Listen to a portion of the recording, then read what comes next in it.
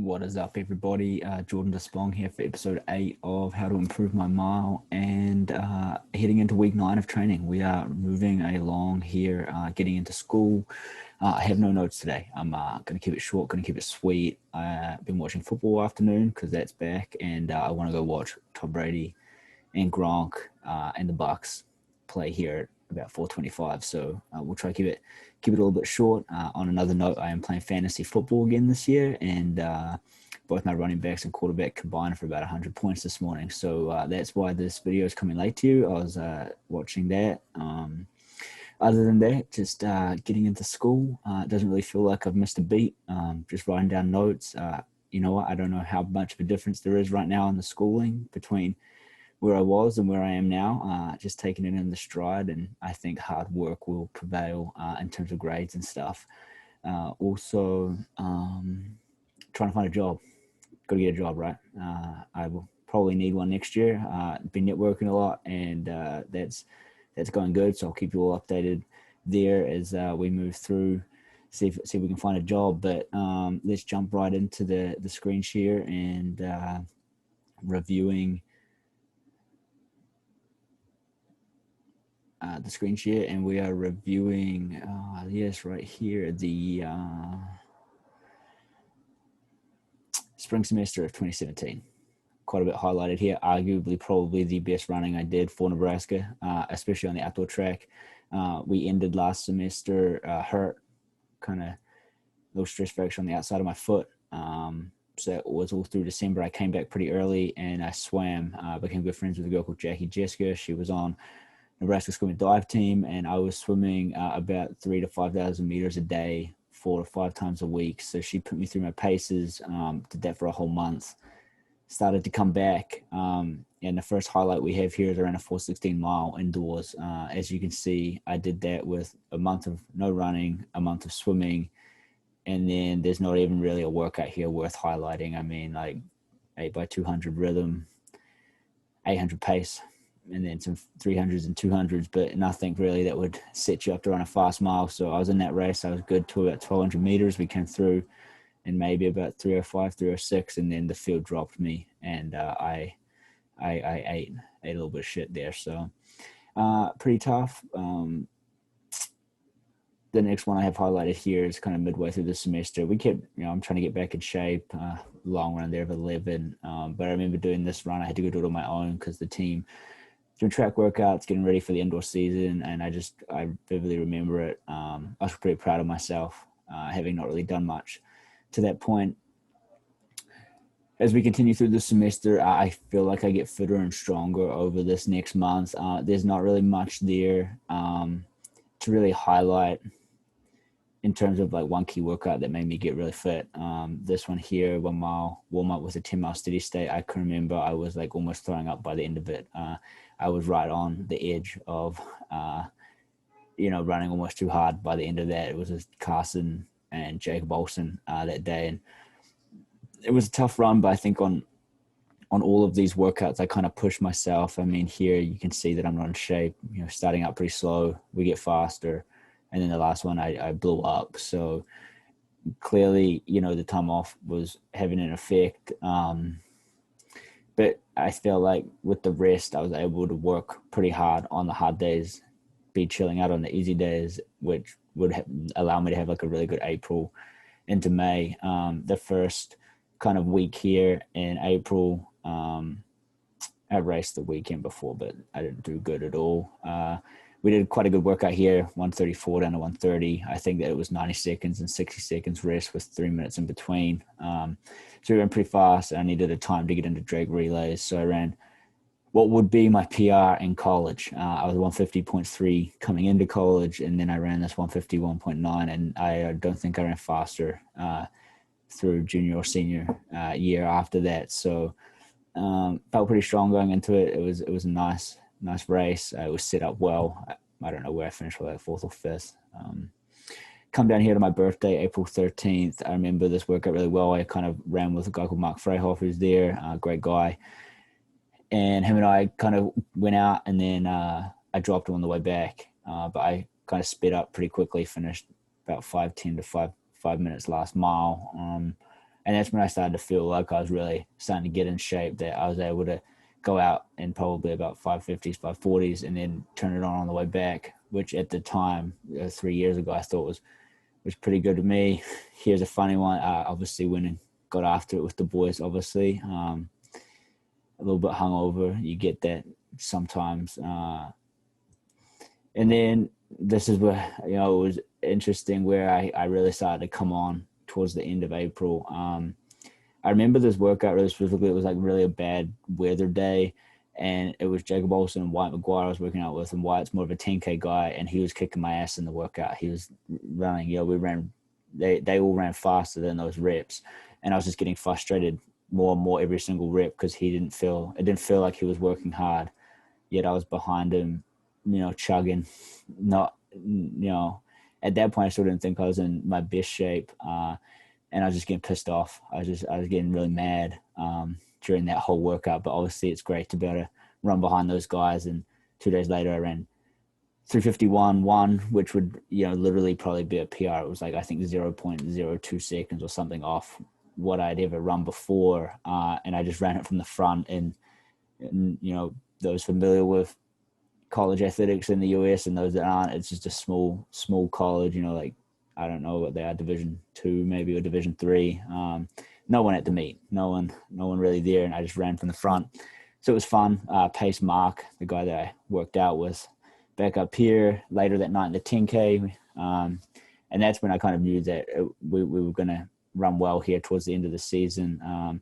Again, not really any workouts there that would jump out at you and say, man, he ran really fast or really slow. And then I came down here, May 6th would be my PR in college over 1,500 meters for 347.3 with Jacob Olsen. Him and I were paced by a guy called Pete that day. It was just a fun race, fun for him, to be out there. And we both had a really close race, I think 347 to 349 that day. So it just shows you, I guess, I don't know, when I look back at it, the totals I computed was 621 miles for an average of 34 a week. However, that takes into account 5 weeks at zero. So if you took them out, it might raise up to like 40 or something. But it's interesting looking back for me to be like, this is all it took to get into 347 shape. There was nothing, crazy huge. There was probably like, I think I counted 4 tempos, 4 or 5 different steady states, and then a consistent long run, it looks like, on Monday or Sunday. And that's what ended up happening. So as I look to plan, for the future, it's interesting to take this model and use it, whether or not it's what I would fully say would get me into my best shape, I don't know. But definitely the workouts that we were doing with a lot of 1,000-meter pace runs, there was a lot of longer stuff like 4x600s. We'll see. But it's just interesting that happened that year. And I think, the success, if I look back, I think it's solely attributed to that. I had a pretty good cross-country season, pretty good base. I only took 3 or 4 weeks off before I started getting back into like aerobic work, even though it wasn't running. But this would have given my legs a lot of time to freshen up. I didn't really race indoors. So anyone looking at it's going to be like, yeah, well, he was super fresh going into the outdoor season. So my only regret this season was I didn't keep running. There was like a Emporia State, which is like another smaller school. They would have had an 800 in this week. Known for producing 3 or 4 heats in the 800 that would all go at 150 or faster. And I should have gone around there. I for sure know I would have ran 140, 148 or 149 that year. I just felt really good. I paced the 600 after the 347, and I could have probably finished. I paced tight all the way around to about 680 meters. And I should have just kept going, but it's whatever. Doesn't really matter right now. But getting back to running this type of speed does. We need to be like 344 here in like 20 weeks, rolling through that to get a 359 mile. So definitely paying attention. I'll come back and look at some of the workouts we did here and the timing of the workouts, because I'm pretty good at getting myself to 404, but we need to make that jump to 4 minutes if I really want to, do something with my life, I guess. So we'll jump into this week. The schedule keeps changing. I keep figuring out where I am, what I'm doing. So, on Monday, we were supposed to do 30 minutes an hour, which I did, although the 30 minutes didn't come till like 10:30 in the morning after my class. I hate getting up now in the morning without eating and running. I think it's like you feel shit. You don't feel good. I don't feel like I get anything out of it because I'm just like stumbling around the streets because I'm tired or something. So that will keep going after class. I'll eat before class, go to class, and then I'll just walk straight over to the football field. So we'll keep that rolling. And then an easy hour in the afternoon. It's a nice, easy day after the long run. Tuesday's workout was really nice. I did it around the football field. The football field is pretty big. It's not like an actual football field. Like it has like a lot of green stuff on either side and the ends. So like when you do the loop, it's like further than running 400 meters, I guess, around a track. But my ankle was pretty sore and my legs were pretty beat up. So I was like, okay, that's pretty cool. We'll just go run on that. So a good mental session there. 16 by 2 minutes. I started out pretty hot around the 450s and I pretty much stayed there the whole run for that workout. So that was nice to see. I just finished 10 minutes for the warm-up, get 14 on the day. Again, Wednesday, I have a class on Wednesday that runs from like right after my other class. So I just didn't run the 30 minutes. But I didn't really feel too bad about it because I'm still running pretty well right now. So I was like, an easy hour would be good. I was pretty beat up from the day before, so I just did an easy hour. Thursday run, I still don't want to put a morning run before like a longer run because I don't know, I'd rather just like put all my effort and run a good run for 85, which this week will be 90 minutes. It's around like almost 13 miles. But it was pretty fun. I kind of ventured into some trails and just kind of checked some other stuff out. Thursday night, I guess some people were partying above us. They were like being like Bigfoot. And I couldn't sleep and I didn't fall asleep till like 1:30 in the morning. So like I didn't get up on Friday morning to run and I got really angry at myself by like midday. So I still salvaged like 8.5 miles out of the day. I jogged up to the track, did 5x200s and flats. Just starting to try get and maintain that speed. I'll slowly transition back to spikes here soon to run those in just because it's, I don't know. I like it. I enjoy it. I think it's fun. I think it's changes it up from just running boring 6 to 6:30 miles every day. So got 8.5 that day. Saturday, ran the Wanaka loop, ran the full one. For about 80 minutes on the day. I was pretty beat. I was actually pretty tired, but I felt like I had a good run. And then today was like the worst day I've had in a long time. I was like sat there. I woke up. I was like, I didn't want to run. I got up, had my breakfast. I was playing 2K. I was bawling out. I'm about to win the NBA championship with my player. And I just sat there like, I don't want to run. I don't want to do this. Even when I finished, I was like, I really don't want to do this.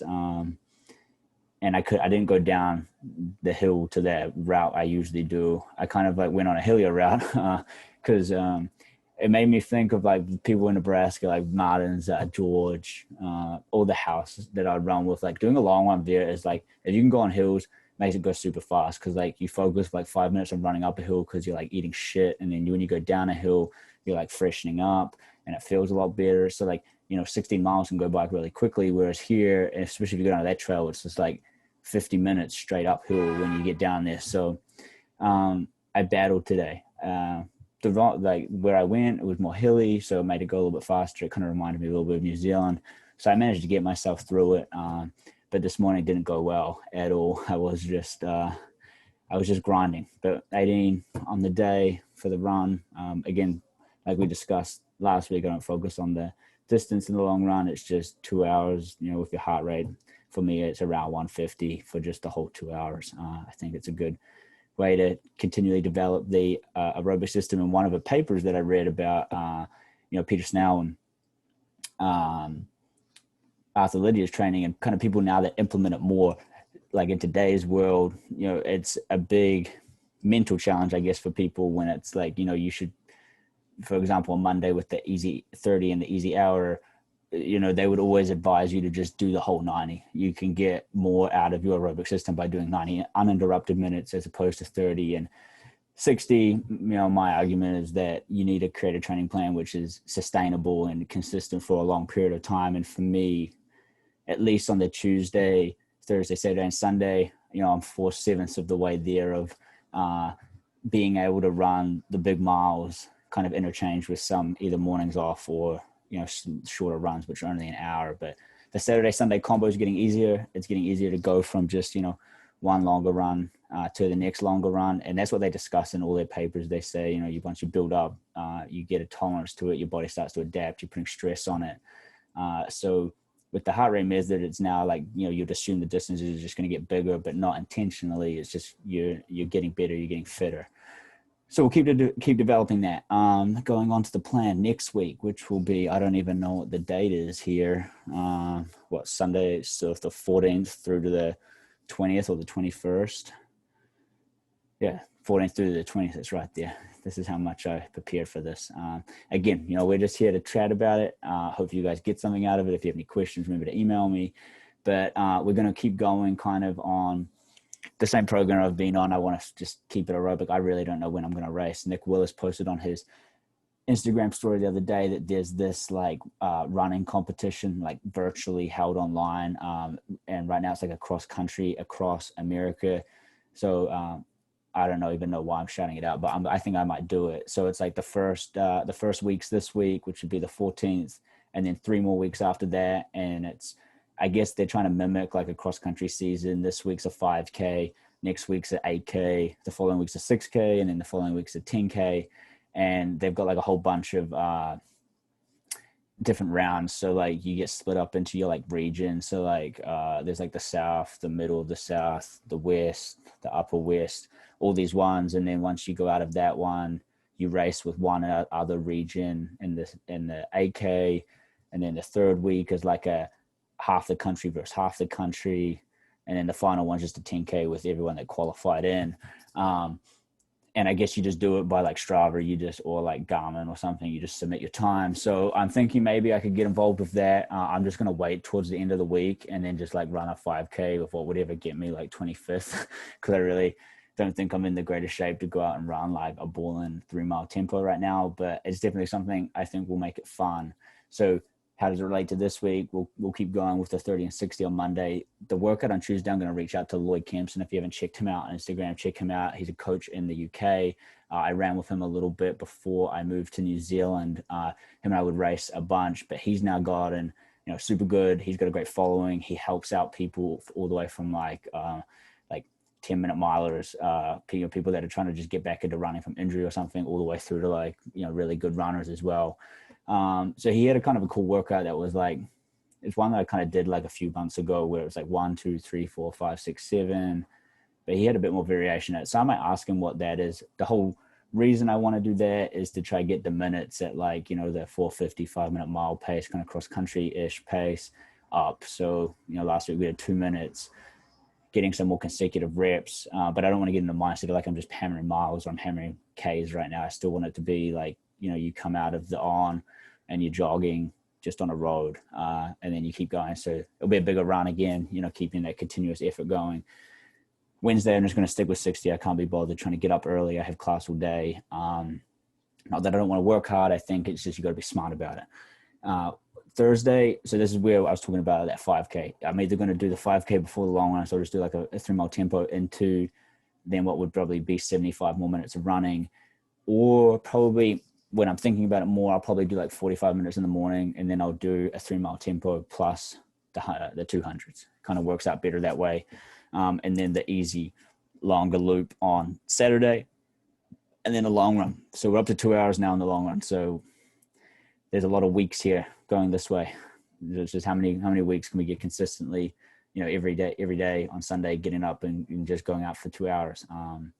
That is going to be the goal. So that's it. It's 4:46. I hope Tom Brady's up on the Saints. I don't know. I got Rob Gronkowski and Chris Godwin on my team. So I want to go check that out. But anyhow, thanks for tuning in. And if you have any questions, improvemymile@gmail.com, Instagram. I need to get better at that. If anyone has any recommendations on how to get better at that, because I been out of it for so long, but I try to get back up into it, and I'm going to continue to try, but it's tough. So I'm going to keep grinding here. I think school's going to pick up a little bit, but I'll check in with you guys next Sunday. See you later.